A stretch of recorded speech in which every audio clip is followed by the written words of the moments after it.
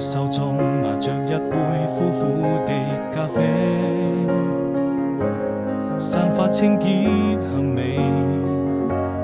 我的心還在期待着誰，想問這個世界哪裏是最美？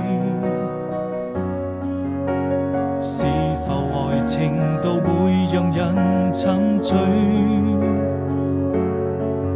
第二天早晨，第一滴冰冷的雨水，送走快樂也帶來傷悲。那晚風就像你為我留下祝福的眼淚回來，再給安慰，再說一聲寶貝。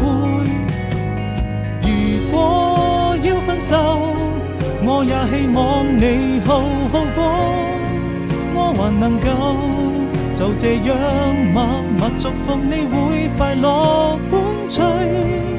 記憶慢慢枯萎，世上沒有一個人懂我的脆弱，不想讓誰看見我難過。